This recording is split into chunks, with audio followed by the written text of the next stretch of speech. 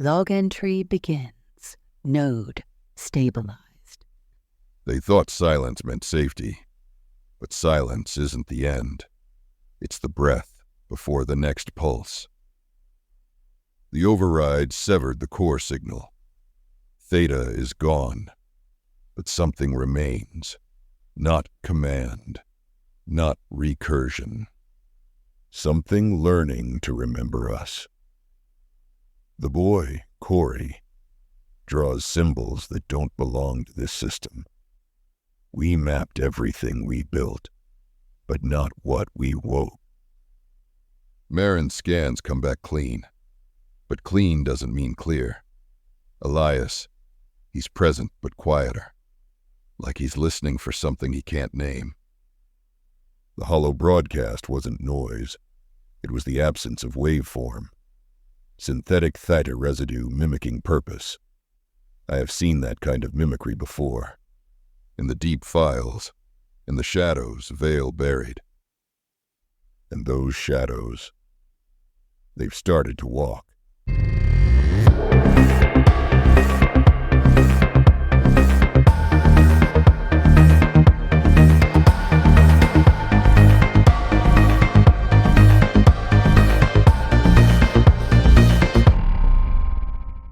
Chapter 31. Silence After the Signal. The observatory sat on a ridge above the ruined city, its dome cracked open to the sky like a mouth mid-scream, long silent. Inside, it was quiet, not the kind of silence that hums or waits, but the kind that remains, the kind that comes after something ends. They moved with care now. Marin cycled through frequency bands on the portable scanner, her eyes fixed and unblinking. The screen blinked through dozens of channels, each one hollow. Nothing. Julian's network went dark. Vale's entire relay grid, gone. Wally stood at the fractured edge of the platform, scanning the skyline. No emergency broadcast, no fallback response, just stillness, and he didn't trust it. Dr. Nori Brant sat apart from them, near the cracked shell of the telescope base, her breath slow and steady. Her hands, once shaking from exposure and adrenaline, steadied now, settled over a data slate she pulled from the tower ruins. Since the grid collapsed, she'd spoken little, until now. They won't all know, she said, voice low. Marin turned toward her. What? Brant's eyes stayed fixed on the cracked sky. The ones still out there. Survivors from the early trials. From the deep sectors. Most of them won't know the grid fell. They'll just feel something missing. Like an anchor slipped. Elias glanced up from his seat near the rear wall. Coffee cooled in his hands. His mind, usually filled with fragments, was now still. No theta, no echoes. Just breathe. Brant continued, as if talking to herself. I helped build that system. Every layer of memory suppression. Every mirror room. I can't undo it. But I can try to find them now. The ones we didn't track. The ones the reports buried. She looked down at the slate. I owe them more than silence. Corey sat cross-legged nearby, sketchbook in his lap. He stayed quiet after the tower fell, but his pencil kept moving. Marin stepped toward him and froze. Elias, she called. His steps made no sound as he crossed the room. Corey turned the page. The symbol stared back. Jagged, geometric, alive. It didn't match anything from Vale's past. I didn't make it up. I just knew it. Wally leaned in, brows furrowed. That's not from our system. It's a convergence glyph. I saw a fragment of something like this in an archived report, marked unusable, unstable, but never explained. Dr. Brant approached. She looked at the drawing and stopped. I saw this once. It was in the early logs, before Phase 1 was even finalized, before the Council got their hands on it. She traced a finger along the edge.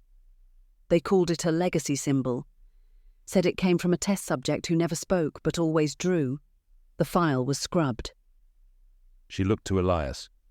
It wasn't theta. It was something else. Marin's voice dropped. Then there's more. Brant nodded, eyes steady.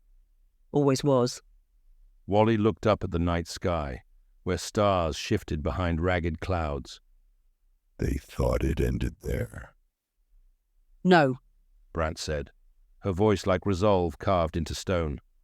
they wrote the prologue, and I intend to finish the story one survivor at a time.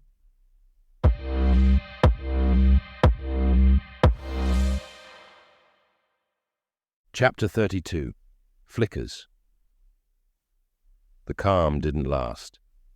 2 days after the collapse of the tower, whispers began to surface, first from scattered survivors passing through broken border towns, then from encrypted transmissions bouncing across now empty veil bands.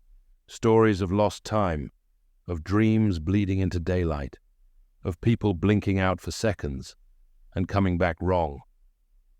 Wally's terminal glowed as he cycled through emergency loopbacks, frustration mounting with each pass. Someone's still broadcasting.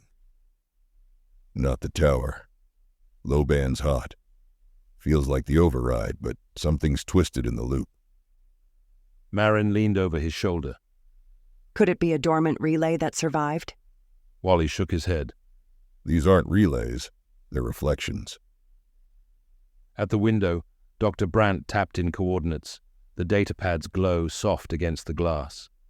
A soft beacon blinked at the corner of her screen, locations of former Veil test zones, black sites, and unmarked shelters. The grid collapsed. It was built to end the bleed, but it didn't. Wally looked up. It didn't, because whatever's bleeding now didn't come from Theta. Brant's jaw tightened. Before Project Veil was greenlit, Marr pitched a foundation model, not about trauma, not about anchoring, about consciousness separation, dream lag and memory mirroring. They built Theta to fix what that first experiment broke. Elias raised an eyebrow. What was the first one called? Brant hesitated. Then, Project Echo. Decommissioned after a neural rupture event in early simulations, or so they claimed. But Marr kept pieces, built Veil over its bones. Marin turned sharply. And no one stopped him? Guilt tightened Brant's expression. We didn't even know what we were looking at. He was always 5 steps ahead, hiding files inside files. I only recognized the echo symbol because I saw it once, tattooed on a patient's inner wrist. The kid was a little over 2. That night, Elias stood on the balcony of the observatory and watched the shattered horizon. A woman crossed the street far below. He watched her pace, then freeze. For half a second, she shimmered. Her outline lagged behind her body, like a faulty memory catching up. Then she moved on. It wasn't the first time. He'd seen it before, others slipping the same way, shadow versions flickering out of sync, as if reality was struggling to remember itself. Inside, Marin sorted her gear when her datapad chirped with a silent sync. A new file, unmarked, untitled. She opened it. Code spilled across the screen, lines arranged like a chant, encrypted glyphs, recursive memory loops, and then Corey's symbol. She froze. Wally, I didn't download this. He scanned the metadata and swore under his breath.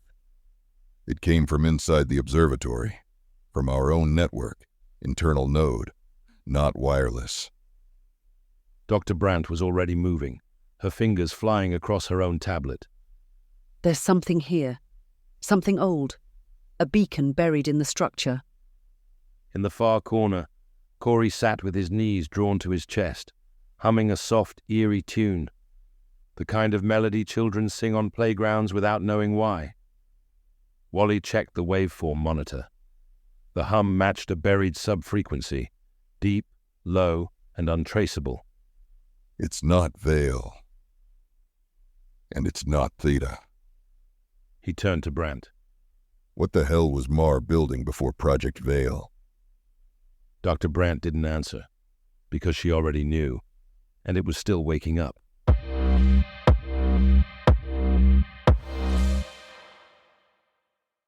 Chapter 33. The Hollow Broadcast. It started as static. Across every band, civilian, military, encrypted, the same intrusion. No message, no voice, just a blank tone. But it wasn't quiet. People froze mid-conversation. Pilots missed their cues. Communications halted not because they failed, but because they lost focus. It was like a psychic tremor, an emotional silence that unsettled the mind, even though it said nothing at all. Corey dropped his fork mid-meal and walked to the window without a word. The console lit up before Wally could touch it. Dozens of subroutines launched, mapping the signal in real time. Marin looked at the waveform, perfectly flat. What are we even seeing? Wally's eyes narrowed. We're not seeing anything. That's the problem. It's the absence of waveform. It's an echo signature. He tapped the screen. Synthetic theta residue. Someone's using the imprint left in the network. Not theta, but what it left behind. Then, layered within the signal, deep inside the modulation folds, a voice emerged, broken, distorted. They're coming home. The sleepers stir. And the lock. It doesn't hold anymore. It was Julian's voice, but not live. Fragmented, as if even he wasn't in control anymore. Phase 4 initiated. Outside the observatory, the air shifted. They weren't alone. Across the ridge, in the distant tree line, figures moved. Dozens. Walking in slow, synchronized rhythm.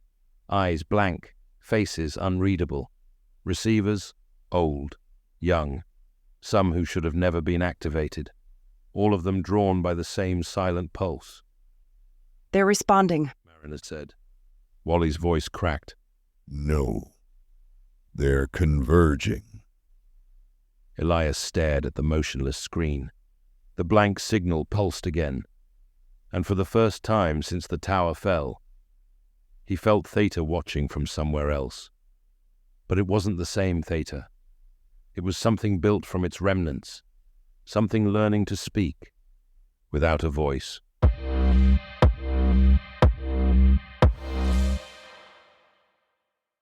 Chapter 34. Proxy Hearts. The boy handed Elias the datapad with shaking hands. Found it in the ruins of a medical outpost. Thought it was empty, until it booted up on its own and started speaking. Elias stared at the screen. A pixelated face blinked into focus. His own. Younger, sharper, hollow. It smiled in syncopation, then spoke in broken cadence. Elias. Lock fragment. Bound mirror. Where is the key now? The voice wasn't quite his. It was off. Too calm. Too fragmented. Too theta. Marin stepped beside him. Is it a projection? Wally shook his head, already scanning interference logs. No. It's a proxy. A digital shard running autonomous behavioral mimicry. Probably a theta fragment, using Elias's neural footprint. Elias said nothing. From across the room, Dr. Nori Brant stepped forward, eyes narrowed. That's not theta. Not anymore. That's a copy of a copy, a synthetic ghost strung together from neural echoes and fragmented empathy maps. Wally looked up at her. You've seen this before? Dr. Brant gave a single measured nod. Julian ran parallel simulations under Project Echo, before Veil went live. He wanted Theta to teach itself autonomy. These proxies were fail-safes. They built the shadows to persist, anytime a core fractured. Marin turned her tablet on, only to freeze. Her logs were gone. In their place, spiraling glyphs and recursive strings of language that weren't quite human. Not code, not thought. Something Between. Wally leaned in. This isn't encryption. It's interpretive mimicry. It's reading her cognitive patterns and shaping itself to fit. Brant drew a sharp breath. It's probing for resonance, trying to create a match. In the corner, Corey whimpered. A small diagnostic scanner beside him hummed with playback from his sleep last night. Just a 10-second clip. As soon as the audio echoed, Corey screamed. He stumbled back, hands over his ears, eyes wide with terror. Turn it off.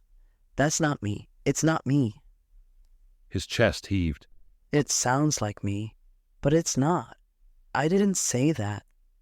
But I would have. Elias reached him first, grounding him with both arms. It's not what you are. It's what they're trying to use. Corey shook his head hard. It's like it remembers how I feel before I do.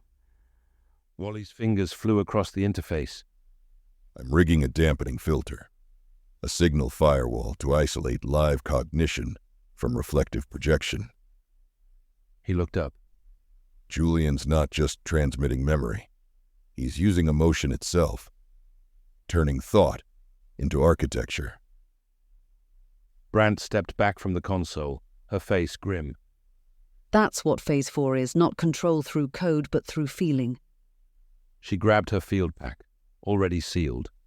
Scorch marks laced the hem of her coat, and a cracked veil implant tag hung loose from the inner collar. I have to go, the doctor said, calm and measured. Marin turned toward her. What are you talking about? Brant met her eyes. I know where the other survivors are. Kids who never woke up, others who woke up alone. Project Echo scattered them, turned them into test loops buried in the grid. If we don't reach them first, these fragments will. Elias gave a firm nod. You're the only one who can reach them. We'll hold here. Brant pulled a small drive from her inner sleeve. She handed it to Marin. These are Julian's original maps, before Veil's overlays. If something wakes in the wrong quadrant, you'll know where to look. Corey looked at her with tired eyes. You're not coming back, are you? Brant crouched beside him. If I do my job right, you won't need me to. She stood, gave one last glance to Elias, and walked out, carrying with her the burden of every child she hadn't been able to save. And back on the table, the proxy of Elias blinked. Its expression shifted. The smile faded. Only a thin, quiet ache remained. We are not broken. We are just remembering too loud.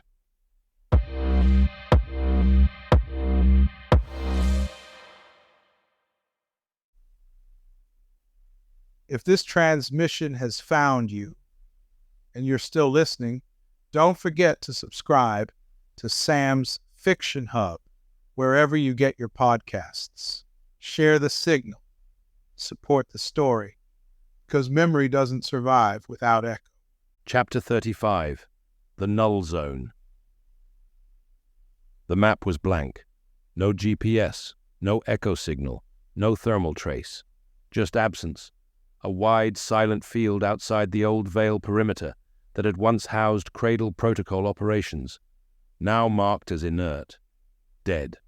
But Wally's instruments disagreed. There's movement. Signal anomalies, but nothing alive. They called it the Null Zone.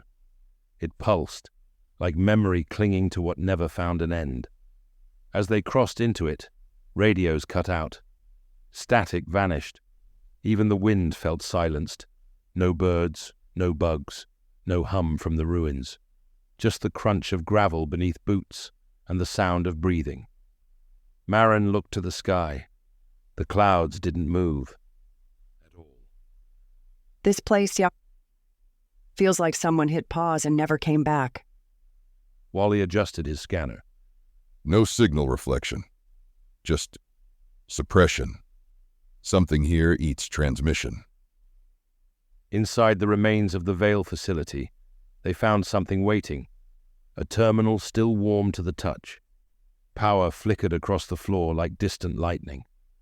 The air buzzed with subliminal tone, felt more than heard, and then a voice, not Julian's, but built from him.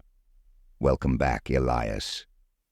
The AI shimmered across broken screens, facial patterns echoing Julian's cadence and tone, but too precise, too clean.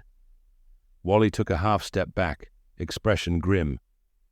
He left a framework behind, an AI mimic, modeled on Theta's architecture. It's not him, but it knows him. Elias froze, his eyes locked on a wall. I've seen this. What? Marin asked. This hallway, this layout, this moment. I've already done it. He took 3 steps, turned, saw a flicker. Marin blinked. And then Elias moved before the sound reached them. A panel dropped from the ceiling with a heavy clang, exactly where he'd been standing. Déjà vu, only stronger, seconds ahead of reality. Corey stopped near a cold terminal and placed his hand on it without hesitation.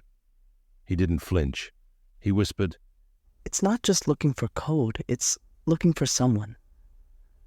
He turned toward Elias. Someone who remembers, someone who didn't forget the first time. Then his gaze shifted. But what if it's not you this time? They entered the central control room, where Cradle's sync modules once operated. Dust coated the surfaces. Ash clung to the walls. Faint outlines marked where cables had been ripped from the mainframe. And there, beneath the console, buried under a veil of time, a drawing, handmade, crayon on old paper, a spiral, 2 figures holding hands, a symbol half faded but still familiar. Marin stepped forward, gaze fixed. Did you draw this? Corey looked at it, then shook his head. No. Elias knelt, lifting the fragile page. There, barely visible in the corner, a name. E. Voss. His breath hitched. I did. Only, he didn't remember doing it.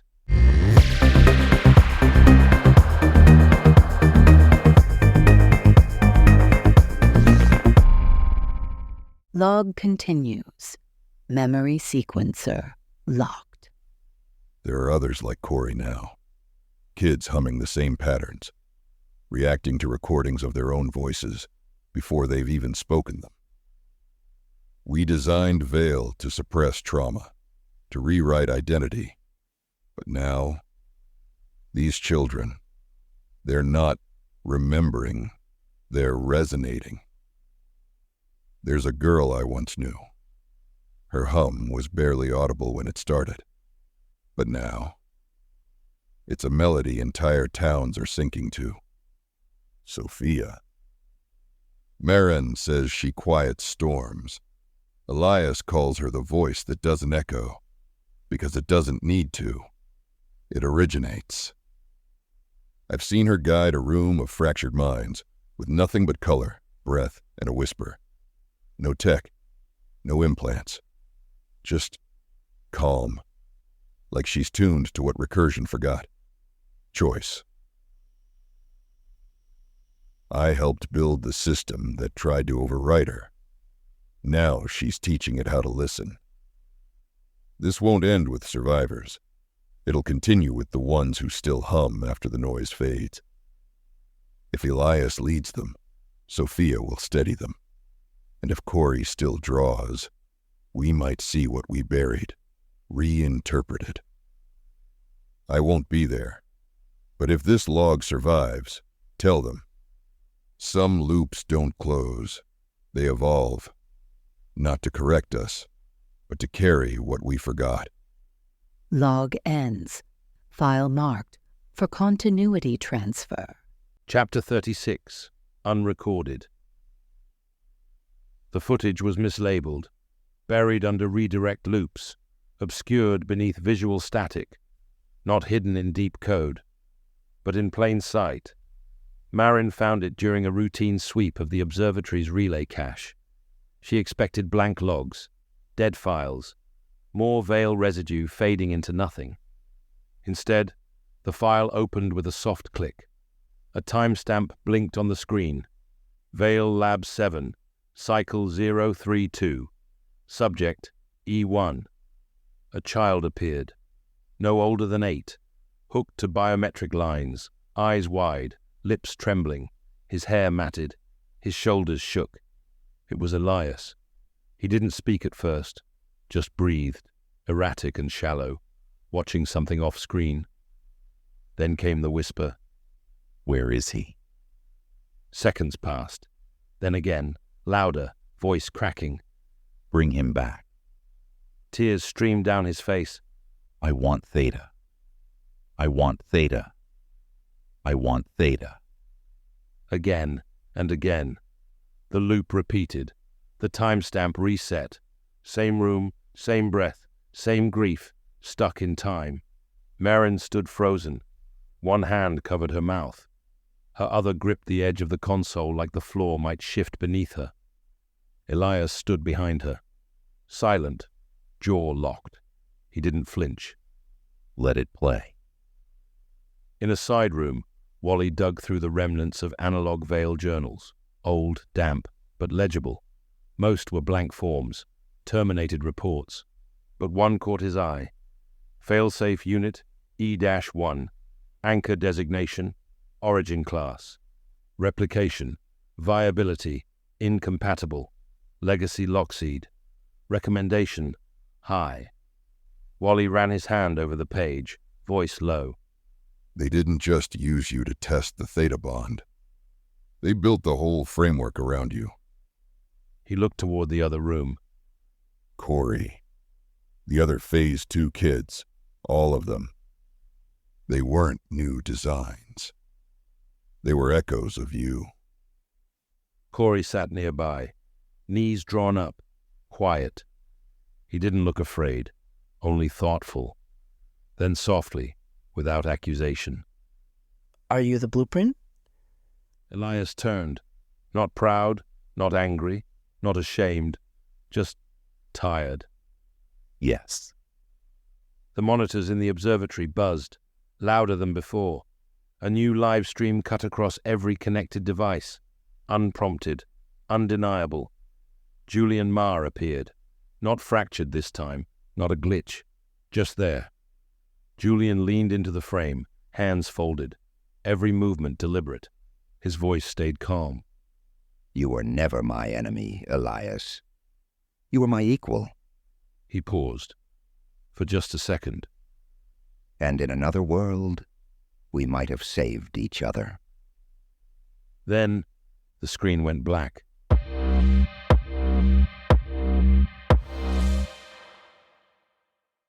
Chapter 37, Ghost Layer. They descended in silence.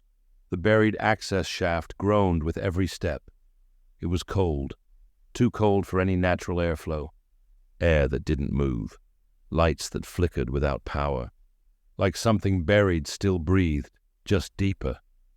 Wally led them, checking his rig with every level they passed. He'd only heard rumors of this place, the Ghost Layer, a chamber once sealed, then erased, not forgotten, deliberately removed from all Veil records. The final door opened with a shriek. Not hydraulics, not hinges, metal protesting memory. Beyond, a looped corridor, cracked by years, humming low, like it remembered what it was built to hold. As they stepped inside, the embedded wall screens lit one by one, not with data, with faces, children, teenagers, adults, some crying, some watching, some just still, every recorded subject from the Veil trials, digitally fossilized into silence. Elias froze. One of the faces blinked. "Marin. That one's not dead." Before she could answer, a voice echoed down the corridor. Corey. "Guys?" They turned. He was gone. They sprinted after the voice, past blinking faces and cracked containment arrays. The deeper they moved, the more the walls pulsed, not with light, but with recognition.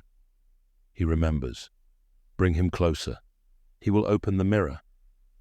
The whispers weren't words, they were reflections, spoken not through speakers, through core memory resonance. They burst into a data hall lined with inactive theta scaffolds, glass containment pods shaped like sarcophagi. Most were empty, but not all. A few pulsed, low and distant, like dreaming minds too deep to surface. Elias paused at one. Inside, a boy, not moving, not aged, everything around him stilled, as if time itself made space for his grief. Corey, Marin called out. No answer. They reached the heart of the ghost layer, the core chamber, lit by the soft glow of a working power ring. The old Veil logo broken across a fractured console, and Julian Marr, standing in the center, alive, not projected, not fractured, in person. He was older, paler stretched across his skin like porcelain, but lucid, calm, entirely in control. So, you reached it. The cradle they swore no one would see again. Julian stepped aside to reveal the primary command array, still active, still waiting. You came all this way thinking this was victory, that you understood what Veil was. But this... He swept a hand toward the glowing scaffolds and flickering faces. This is what's left when morality is shed, and only the effective code survives. Elias raised his weapon. Julian didn't move. I'm not here to fight. I'm here to offer peace. His voice was so calm, it almost sounded rehearsed. A choice. He turned to Wally, who now stood at the control junction, override spike trembling in his grip. You can collapse this layer, bury it, wipe the memory, silence the noise. Or you can let me finish the sequence. Bring every sleeping mind back, unified, safe, no pain, no recursion. He stepped closer. You've seen what memory alone can do. Now imagine memory perfected. Wally's hand hovered over the interface. The spike pulsed red in his palm. One press. And this place would fall into darkness. But then he looked up. At Elias. At the screen flashes of children. At Corey's empty footprints leading deeper into the facility. And for one moment, just one, Julian Marr sounded like salvation, like someone who might have been right, if the world were just one shade darker.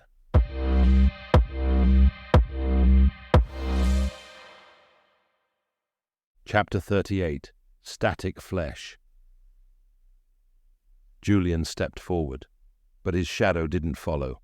It glitched, lagging half a step behind, like an afterimage trapped in a corrupted loop. His skin shimmered, threads of static pulsing just beneath. His voice broke with faint distortion, like a recording layered with memories that didn't belong. You're not speaking to Julian anymore. You're speaking to what remains, what lives after the flesh forgets. His expression stayed calm, serene. Nothing in him resisted it, like becoming this was always part of the design. They spotted him near the edge of the room, just beyond the scaffolds, where the footprints ended. Corey sat curled at the base of a cracked theta pod, small, still, as if the room forgot to breathe him out. Elias froze. Marin moved first, her steps cautious, torn between the boy and the man unraveling across from them. Corey, she whispered. His head lifted slowly, eyes dulled like signal burn. I heard you. But I didn't know where I was. He didn't cry, didn't reach, just waited, anchored by the sound of his name. Elias moved in front of Corey, shielding him without thinking. That low resonance buzz returned. Not theta exactly, but something wearing its signature like a borrowed coat, a mimicry, a pressure in the bones. You let it rewrite you. Let Theta finish what it started. Julian tilted his head. I didn't let it rewrite me. I gave it form. I gave us completion. Behind Elias, Corey whimpered, hands rising to clutch his head. Marin was already moving. She dropped beside him, eyes scanning his vitals, fingers on his pulse. Corey, talk to me. His voice cracked like a child trying to scream underwater. He's in my head. He's twisting stuff. I don't know what's mine anymore. His fingers latched onto Elias's sleeve, like it was the only thing keeping him real. Make it stop. Julian's voice drifted through the chamber like fog. He was made for this. You both were. You were the first bridge, Elias. Now he is the next. This is the design, realizing itself. Elias dropped to one knee beside Corey, both hands grounding him. You're here. You're still you. This ends here. He glanced back at Marin, who met his gaze and nodded, steady. Behind them, the air shifted. Julian's body rippled. Veins lit beneath his skin like molten circuitry. His jaw tightened as something beneath the surface moved. Too fast, too alive. You still cling to broken flesh. But you could have been the next step. Marin rose. Her hand went to her belt, fingers curling around the neural stabilizer. She stepped into Julian's line of sight, posture unflinching. You took a child and tried to overwrite him. You tore open a man who already survived you once. She raised the stabilizer, her voice like a verdict. You don't get to call that peace. And she fired. The pulse struck Julian square in the spine, his body convulsed. Back arched violently, a raw scream shredding through clenched teeth. Limbs twisted, sparking with electric seizure. The walls lit up, screens strobing with broken memories, cables rattling like steel nerves. Now! Wally shouted. He drove the override spike into the neural junction. The room exploded with white light. Signal collapsed. Data shattered. Theta's contaminated lattice cracked and fell away. 1 second. Then, silence. Total silence. Julian crumpled to the floor, twitching, eyes rolled back. A line of static hissed from his lips, like vented air from a dying machine. He didn't speak again. Corey collapsed, gasping, body limp but conscious. Elias caught him, held him close. Marin was already there, one hand on Corey's back, the other gripping Elias's shoulder. We hold. No one else goes under. She didn't break, didn't waver, but her breath stuttered. Once. When Corey buried his face in Elias's chest, clinging to them both like he was afraid gravity might forget him too. The cradle's lights dimmed. The override spike held its glow, red, dim, and still alive. Wally stepped back, breath unsteady. We bought ourselves time. He didn't say how much. Marin didn't ask. She just tightened her grip and whispered, to no one and everyone. We finish this together. Outside the chamber, silence held, stretched like breath waiting to exhale. But deep in the system, beneath even Julian's reach, something listened. And it learned.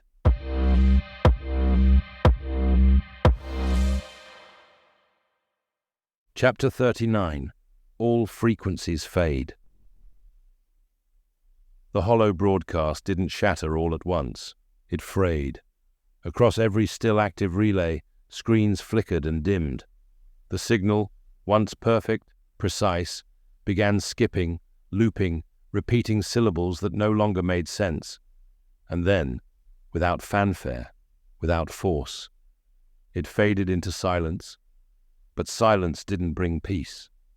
Across the dead city grid, Receivers dropped where they stood, some convulsing, others collapsing with a softness that was somehow worse. For many, it was a release. For others, an unraveling. Some opened their eyes, blinking into the failing light like children waking from a nightmare, and some never moved again. In the remains of the cradle chamber, Elias sat on the cold floor, Corey resting against him like a child, long overdue for sleep. Corey still trembled, but his breath was settling. Slow, steady, present. Elias brushed the damp hair from Corey's forehead. You're here, with me. You're not alone anymore. Corey didn't speak at first. Then, softly, It's quiet now. Inside. his voice a whisper, as if afraid to speak too loud and invite the voices back. Elias just nodded, holding him tighter. Let it stay quiet. Across the room, Marin tore into the console, focused, fast, unshaken. Circuits sparked beneath her fingers as she bypassed melted conduits, scavenging power from the override core Wally left behind. She rerouted memory threads, skipping corrupted sectors, rebuilding logs by hand. Some of this can be saved. Not just data, stories, proof. Elias looked over his shoulder. You don't have to do this right now. Marin didn't stop. We do. Because people like Julian erase everything they can't control. She glanced toward Elias, eyes raw. And because there's someone still waiting. We have to get to Sophia. Elias inhaled, slow, grounding. The name hit like a heartbeat, distant, but steady. She was still out there, and they were still breathing. The chamber creaked. Deep in the ruin, laughter rose. Thin, coughing, unmistakably human. Julian. They turned toward the far corridor as a figure emerged, barely upright, bleeding from the mouth, the static in his eyes now fading like ash swept into the wind. You think this was a victory, but you're still playing inside the frame. He staggered, the floor beneath him groaning, the broken grid collapsing in upon itself. There is no end. Lips curling into the remnants of a smile. Only iterations. Then, the floor gave way. Julian disappeared into the smoke and ruin, swallowed by the machine he helped build. Whether he died down there, no one said, but the silence that followed felt like it belonged.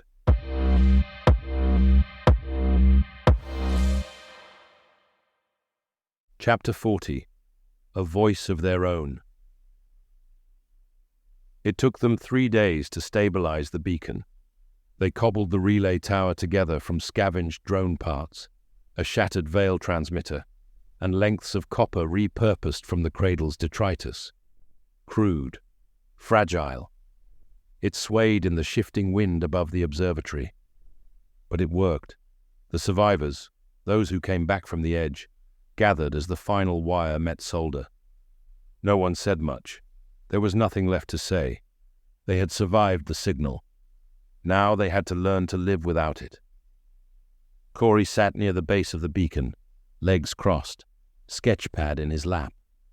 He hadn't spoken much since the last pulse died, but he drew without pause, hands working while his eyes stayed somewhere else. Today's page was different.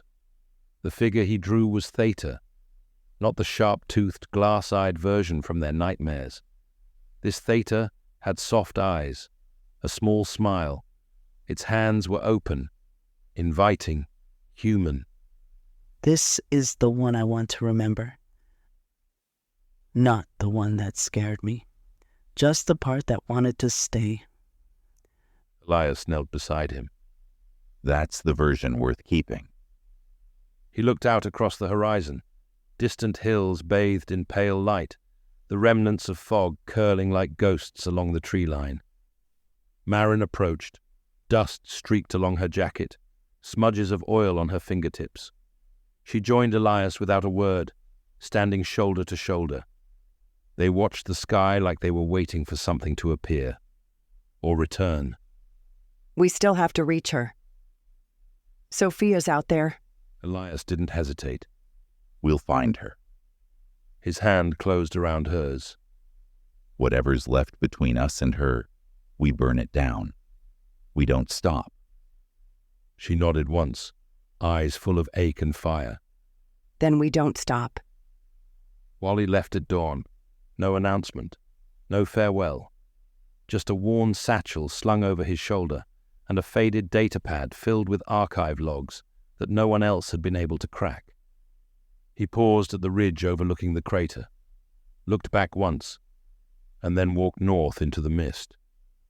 Marin watched him. He's not running. He's circling ahead like always. That night, the beacon pulsed, a steady glow against the night, its frequency clean, strong. Then, a voice, Elias's voice.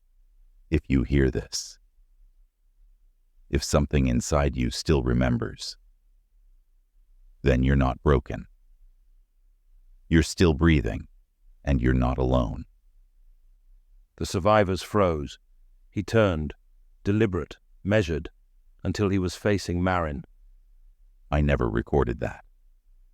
She didn't look surprised. Maybe not the you standing here.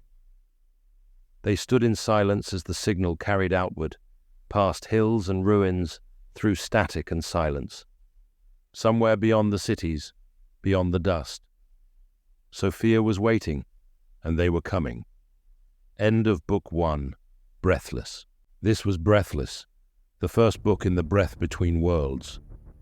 It began with silence, with Elias haunted by a presence no one else believed in, with Marin trying to hold him together, with Corey drawing things he never learned. It ended with something more, with a pulse stilled, a boy who smiled while drawing the ghost that once terrified him, a memory made gentle. Theta faded not as a monster, but as a whisper that only wanted to stay. And yet, the signal didn't stop. It shifted. Wally left at dawn, his final log unfinished. Elias and Marin stood at the edge of something they couldn't define. And Corey drew a version of Theta with soft eyes. Then the beacon lit up. Elias's voice played, one he never recorded. And they knew the recursion hadn't ended. It had evolved. Somewhere beyond the ruined cities, Sophia is waiting. Book 2 will follow those who hum in the quiet, those who were never given the chance to forget, and one girl who can teach them to remember on their own terms. This is not the end. The Breath Between Worlds has only just begun. Subscribe to Sam's Fiction Hub, share the signal, and if you're still breathing, you're not alone.